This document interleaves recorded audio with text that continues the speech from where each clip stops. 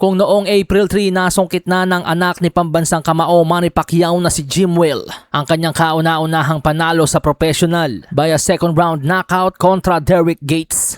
Kahapon naman po mga amigo, si Aaron Marquez, ang pamangkin ng mahigpit na karibal ni Pacquiao na si Juan Manuel Marquez, ay wagi rin po sa kanyang professional debut via first round knockout. Si Aaron Marquez ay anak po ng kapatid ni Juan Manuel Marquez na si Rafael Marquez, isa ring dating world champion at Hall of Fame boxer. Nananalaytay sa dugo ni Aaron ang prestihiyosong legacy ng pamilyang Marquez. Naging hindi malilimutan ng kanyang debut matapos niyang patumbahin si Christian Garcia sa opening round ng kanilang nakatakdang 4-round featherweight bout. Sa simula ng laban, bakas ang kaunting kaba kay Marquez. Ang kanyang kalaban ay tila mas listo, mas kontrolado ang laro at mas porsigidong saktan si Aaron. Ngunit habang lumilipas sa mga segundo, mabilis na nagbago ang ihip ng hangin.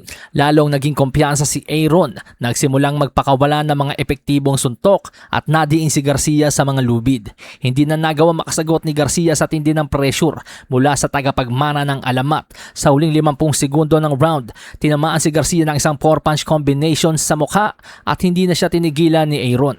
At sa eksenang ito nga po mga amigos, makikita natin ang mga solidong suntok na kumonekta.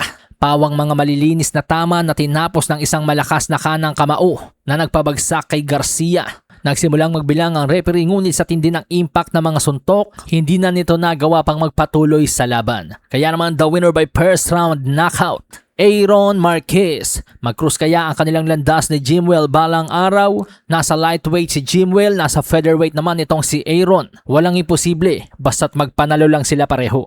Samantala sa iba pang balita, hati naman po ang opinyon ng dalawang boxing legend na sina Julio Cesar Chavez Sr.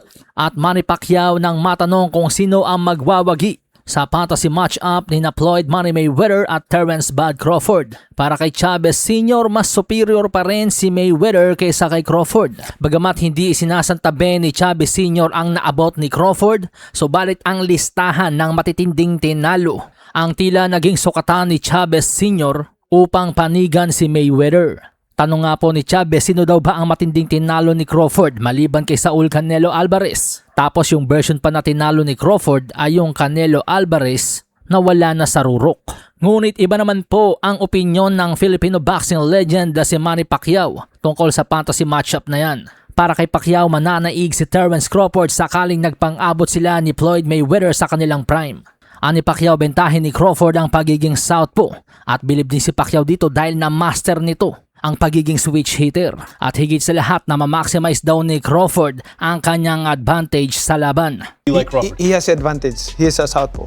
Wait, switch hitter. I agree. I saw Crawford as a southpaw. He mastered it. Like he know how to handle his advantage. He to maximize his advantage against orthodox. Alasahin ang baraha, patunayan mo sa akin ha, sino man ang mabunot